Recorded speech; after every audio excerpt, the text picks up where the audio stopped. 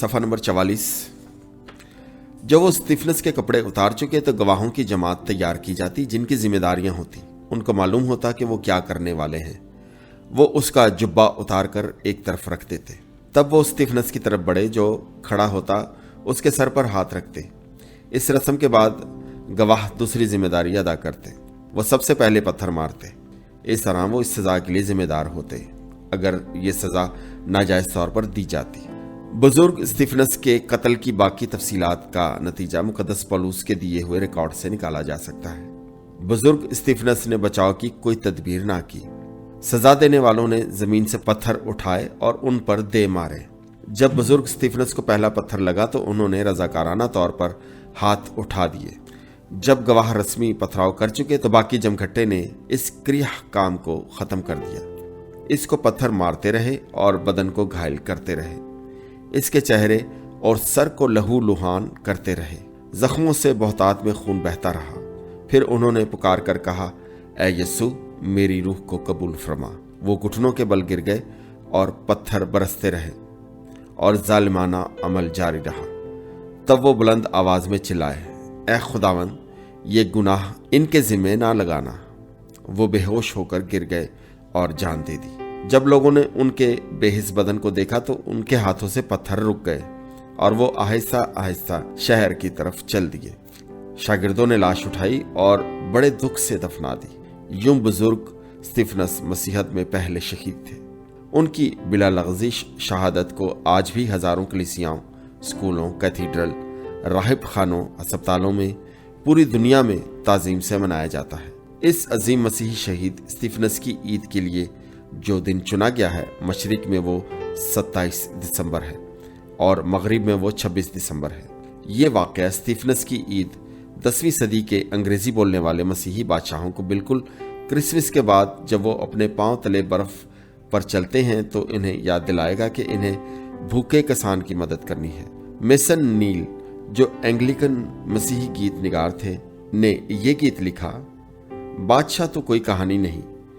Bohemia کے وینسسلن 907 سے 969 کو اس وقت قتل کر دیا گیا جب وہ یورپ میں مشرق اور مغرب کے مسیحیوں میں صلح کرانے کی کوشش کر رہے تھے۔ ان کو بھی بطور سینٹ بادشاہ اور شہید کے یاد منائی جاتی ہے۔ پتھراؤ کرنے والے گواہوں کے کپڑوں کے ڈھیر کے پاس ایک اور یہودی جوان ساؤل کھڑا تھا جو بڑی دلچسپی سے بزرگ اسطیفنس کی شہادت دیکھ رہا تھا۔ اس کی نظر سے اس فرقے کے لیے گہری نفرت جھلکتی تھی اور وہ اسرائیل اور اس کے لوگوں سے اس کا نام و نشان مٹا دینا چاہتا تھا۔ شاگرد ماسوائے اس کے نام ساؤل کے علاوہ کچھ نہ جانتے تھے۔ شکی توما کا حیرت انگیز ایمان۔ ہندوستانی مسیحی پر یقین ہے کہ وہ سب پر سبقت لے گئے۔ ہندوستان میں مالابار کے ساحل کی جدید زمانے کی کلیسیائیں خود کو توما رسول کی خدمت کا نتیجہ گردانتی ہیں۔ یہ وہ رسول تھے جو ایمان کی وجہ سے نہیں بلکہ اپنے شک کی وجہ سے پہچانے جاتے ہیں۔ بلا شبہ روایتاً اگر قدیم ہندوستانی مسیحی کلیسیائیں درست کہتی ہیں کہ دوسرے رسولوں سے زیادہ مقدس توما نے انجیل کے لیے دور کا سفر کیا ہے۔ مقدس لوکا کا کردار نئے عہد نامے میں زیادہ تر مقدس یوحنا کی انجیل میں دکھایا گیا ہے، جو ان سے بالکل ہم آہنگ ہے۔ وہ فطرتاً رجائیت پسند اور متشلق تھے۔ یہ وہی ہے جنہوں نے کہا، جب تک میں یسوع کے ہاتھوں میں کیل کے نشان نہ دیکھ لوں میں یقین نہیں کروں گا کہ وہ زندہ ہیں۔ اس لیے یسوع نے انہیں نشانات دکھائے اور کم اعتقادی کے لیے سرزنش کی۔ اسی طرح جب یسوع نے فرمایا کہ وہ یروشلم جا رہے ہیں اور شاگرد محتاط نظروں سے دیکھنے لگے تو توما رسول کی بات سے ان کے کردار کا اظہار ہوتا ہے۔ آئیے اس کے ساتھ چلیں اور مریں۔ انہوں نے یہ بڑی بے دلی سے کہا۔ اس طرح یسوع نے شاگردوں کو بتایا کہ وہ جانتے ہیں کہ وہ کہاں جا رہے ہیں اور وہ رستہ جو اپنا رہے ہیں۔ تو توما نے مخالف آواز اٹھائی، ہم نہیں جانتے کہ کہاں جا رہے ہیں اور نہ ہی راہ جانتے ہیں۔ یوحنا 14:5۔ تب یسوع نے فرمایا، میں راہ ہوں۔ کیا ایسا متشلق ہندوستان جیسے دور دراز ملک میں انجیل لے کر جا سکتا تھا؟ عجیب سا لگتا ہے۔ تاہم انجیل اس کی فطرت کا دوسرا رخ بھی عیاں کرتی ہے۔ توما آخر کار یروشلم جانے پر راضی ہو جاتے ہیں، حالانکہ حالات ناگفتہ بے لگتے تھے، اور پھر جب ان کو مسیح نے ہاتھ اور پسلی دکھائی تو بے ساختہ ان کے منہ سے نکلا، اے میرے خداوند، اے میرے خدا۔ کلام مقدس میں یہ پہلا مقام ہے جہاں یسوع کو خدا کہا گیا۔ بہرحال ہندوستانی کلیسیا توما رسول کے دلیرانہ اقدام کی قدر کرتی ہے، اگرچہ تاریخی اعتبار سے اس کی کوئی حمایت نہیں ملتی۔ اس کی مفصل کہانی صرف ناسٹک معجزانہ قصے میں پائی جاتی ہے جو تقریباً 200 عیسوی میں لکھی گئی۔ اس میں وہ مقدس یوحنا رسول کی انجیل کے مطابق توما رسول کے کردار کو واضح طور پر قائم رکھا ہے۔ یہ ناسٹک کہانی بیان کرتی ہے کہ وہ ذہنی طور پر جانتے تھے کہ ان کا ہندوستانی مشن ناکام ہوگا، لیکن مسیح کی رویا کے اصرار پر انہوں نے یہ سفر اختیار کیا۔ ہمیں تب بتایا گیا کہ توما توام یعنی کہ دوسرے نام کا مطلب جڑواں، اگرچہ کتاب مقدس میں ان کے دوسرے بھائی کا کوئی ذکر نہیں ملتا۔ صفحہ نمبر 46۔ وہ پہلے شمالی ہندوستان گئے جہاں گنڈا فورس کی سلطنت تھی۔ اس بادشاہ نے 19 سے 45 قبل مسیح میں حکومت کی۔ یہ عمدہ فیصلہ تھا کیونکہ گنڈا فورس شمالی مغربی ہندوستان میں بہت اہم بادشاہ تھا جس کا صدر مقام ٹیکسلا تھا۔ یہ ایک بین الاقوامی مرکزی شہر تھا۔ ایک کہانی کے مطابق توما رسول ایک تعمیراتی انجینئر تھے۔ ان کو بادشاہ کا محل بنانے کے لیے کہا گیا۔ وہ پیسہ جو ان کو محل کی تعمیر کے لیے دیا گیا وہ انہوں نے غریبوں میں بانٹ دیا۔ جب ان سے پیسے کا حساب مانگا گیا تو توما نے فرمایا کہ وہ بادشاہ کا محل زمین پر نہیں بلکہ آسمان پر بنا رہے ہیں۔ بادشاہ خفا ہوا اور بزرگ توما کو جیل میں ڈال دیا، مگر بعد ازاں بادشاہ نے مسیحیت قبول کر لی اور رسول کو رہا کر دیا۔ اس کے بعد توما رسول نے جنوبی ہندوستان کا رخ کیا جہاں انہوں نے مالابار کے ساحل پر چیرا کے مقام پر کئی سال خدمت کی اور وہاں پر ایک کلیسیا قائم کی۔ یہاں انہوں نے برہمنوں کو جو ہندوستان میں پروہتوں کی جماعت تھی مسیح سے متعارف اور قبول کروایا۔ مالابار میں ان کی خدمتی روایت میں ہے کہ وہ بہت اچھے مباحث تھے، لیکن انہوں نے بحث کے بجائے اپنی اچھی مثالی زندگی سے لوگوں کو مسیح کے لیے جیتا۔ ایک اور روایت کے مطابق وہ چین بھی گئے۔ ایسا یقیناً ہو سکتا ہے کیونکہ ان دنوں ہندوستانی سمندری جہاز چین جاتے تھے، مگر اس مشن کے مطابق بہت کم شواہد ہیں۔ ہمیں یہ پتہ چلتا ہے کہ انہوں نے واپسی میں اپنا رخ مشرقی ہندوستان کی طرف پھیرا، پھر یہیں پر انہوں نے شہادت پائی۔ روایات کے مطابق انہیں 72 عیسوی میں جولائی کے مہینے میں مالاپور کے مقام پر جو مشرقی ہندوستان میں کرمنڈل کے ساحل پر موروں کا شہر کہلاتا ہے پر شہید کیا گیا۔ روایت ہے کہ وہ ایک چھوٹی سی پہاڑی کے پاس گزر رہے تھے جس پر تباہ کرنے والی کالی دیوی کا مندر بنا ہوا تھا۔ مندر کے پجاری نے ان کو دیوی کی پوجا کے لیے تقاضا کیا۔ جب وہ ان کو مندر میں جانے کے لیے مجبور کرنے لگے تو ان کے داخل ہوتے ہی دیوی غائب ہو گئی۔ اس پر پنڈت کو بہت غصہ آیا اور اس نے ان کو ایک نیزے سے شہید کر دیا۔ ایک اور روایت کے مطابق ان کو 4 سپاہیوں نے شہید کیا تھا۔ کہا جاتا ہے کہ توما رسول کو مالابار کی ایک چھوٹی سی پہاڑی پر دفن کیا گیا۔ مغربی سادھو کا مقبرہ جیسے بتایا جاتا ہے کہ نہ صرف مشرقی مسیحی ہی ان کو عزت کی نگاہ سے دیکھتے ہیں بلکہ ہندو اور مسلمان بھی ان کو ویسے ہی احترام سے دیکھتے ہیں۔ اس بات کا بھی پتہ چلا ہے کہ ان کی باقی ماندہ ہڈیاں شام کے ملک میں اقصی کے مقام پر منتقل کر دی گئی تھی کیونکہ وہاں ان کے ایسے پیرو تھے جن کو انہوں نے وہاں بھیجا تھا۔ یوبیس 2260 سے 340 عیسوی اور جیروم 342 سے 420 عیسوی بھی ہندوستان میں رسالت کا ذکر کرتے ہیں۔ اگرچہ کوئی براہ راست تو ثبوت کو نہیں، لیکن یہ تعجب کی بات بھی نہیں، اگرچہ گنڈا فورس کی تاریخ کا بھی نام و نشان نہ تھا۔ صفحہ نمبر 47۔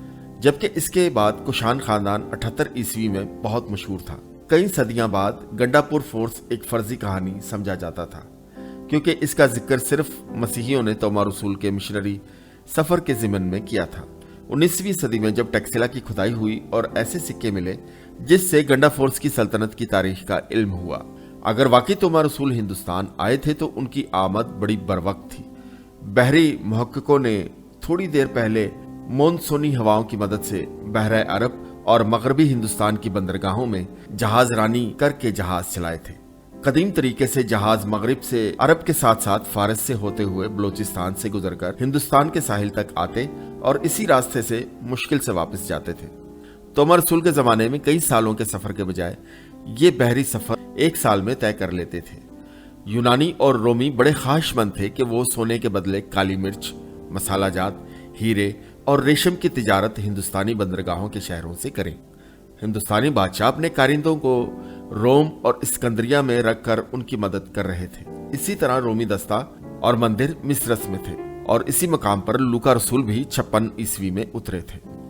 मसीही मिशनरी होने की सूरत में इन्हें ऐसे मशरिक वस्ता और रूमी हुकूमत के लोगों से रवाबत कायम करने थे जो वहां की जुबान, रस्म रिवाज और सकाफत जानते हों। शागिर्दों का तरीकाकार था कि वो सबसे पहले यहूदी समाज से राब्ता करते थे। कहा जाता है कि तोमा रसूल ने वहां के यहूदियों को ब्राह्मणों से पहले मसीही बनाया। बर्तुलमाई, जिन्हें नथानियल समझा जाता है, कहा जाता है कि उन्होंने भी हिंदुस्तान में अंजील की मनादी की। उन्होंने सन 35 ईस्वी में मगरबी हिंदुस्तान के साहिली इलाके कोनकान साहिल पर खिदमत अंजाम दी। ये इलाकाई साइटेरियर कहलाता था, जिसके माने करीब था। ये इलाका रोमी सल्तनत में था। यूबीस और जेरोम हिंदुस्तान में बर्तुलमाई की खिदमत का जिक्र करते हैं। इसी तरह जेरोम का हम असर रुफिनस भी यही कहते हैं। मुंबई यानी कि मुंबई भी उनके दायरे खिदमत में था, जो एक दिन हिंदुस्तान का मुआशी मरकज बन जाएगा और दक्कन के मतमूल इलाके का दरवाजा कहलाएगा। कुलियान का किस्सा है बॉम्बे का मजाफती इलाका है। इसमें यहूदी आबादी थी जिसे बनी इसराइल कहा जाता था। अगलब है कि वो सबसे पहले वहीं गए होंगे। जब हिंदुस्तानी कलीसिया पर फारसी कलीसिया कायम हुई तो बर्तुलमाई रसूल के मसीहियों की तारीख तोमा रसूल के मसीहियों में घुल मिल गई। जैसा ख्याल किया जाता है कि बर्तुलमाई आर्मीनिया में शहीद किए गए। मलाबार साहिल पर मसीहियों की बड़ी पजीराई हुई। चीरा बादशाह ने तिजारत की देखभाल के लिए मसीही लीडर मुकर्रर किए। सफ़ा नंबर 48। मौका मिलने पर उनसे महाविजों का काम भी लिया जाता। इलाही एतबार से हिंदुस्तानी मसीही फारसी मसीहियों के जेर तसल्लुत आ गए, क्योंकि उनके बिशप फारस में तरबियत पाते थे। 1290 ईस्वी में मार्को पोलो ने मैलापुर में तोमा रसूल के मकबरे को देखा और वहीं से कहानी सुनी कि तोमा रसूल एक तीरंदाज के तीर से हादसाती तौर पर शहीद हुए, जो मोरों का शिकार कर रहे थे। बाद में जब उन्होंने कहानी दोहराई तो मजमूई मजहबी हालत की वजह से शहादत से तवज्जो हटाने के लिए की हो। तोमा रसूल की कलीसिया के साथ अहम ताल्लुकात इस वक्त कायम हुए जब 16वीं सदी में पुर्तगाली हिंदुस्तान आने लगे। उनके ख्याल में ये सरजमीन मिशन के काम के लिए बिल्कुल नई जगह होगी, मगर एक फाल कलीसिया को देखकर हैरान रह गए। 1517 ईस्वी में 2 पुर्तगाली मालापुर में तोमा रसूल के मकबरे को देखने आए। एक रिपोर्ट के मुताबिक तोमा रसूल के मकबरे को मसीही और गैर मसीही इज्जत की निगाह से देखते हैं। 21वीं सदी में केरला की जनूब मगरबी रियासत में कलीसिया बड़ी मजबूत थी, जहां मुद्दत से मसीही सेंट थॉमस के मसीही जाने जाते थे। वहां के एक लोकगीत और रक्स में मालाबार के मसीही जनूबी हिंदुस्तान में तोमा रसूल के काम का जिक्र करते हैं। ईस्टर के एक हफ्ते बाद ईद तोमा मनाई जाती है, और ये वो दिन था जब यस्सु ने इस रसूल को अपने जिंदा होने की फतह का यकीन दिलाया। जब कभी तोमा की सदाकत की कहानियां बयान की जाती हैं तो ये बात साबित की जाती है कि मसीहत में मनफी सोच वालों के लिए भी जगह है, और ये कि तमाम मसीहियों से मस्बत सोच की तवक्को नहीं की जा सकती। इसमें शक नहीं कि इसी वजह से C.S. लुइस नार्निया कहानियों में बच्चों की तमाम नस्लों में बेकैफी की हालत में भी खुशी महसूस करता है। शायद हो सकता है कि वहां तोमा की तरह कुछ अफसरदा नमूने हों जो हर बात को मनफी तौर पे लेते हों, जहां हर मामला नाकाबिले हल लगता हो और हर काम गैर यकीनी लगता हो और हर आदमी काम तर्क करने पर आमादा हो, और यही अफसरदा खातिर होना है। हमेशा मनफी सोच को दुरुस्त तरीके से सोच ही ना सके, कोई मुसीबत इसको बदल ही नहीं सकती, क्योंकि वो हर हाल में सिर्फ मुसीबत का ही सोचता और ख्याल करता है।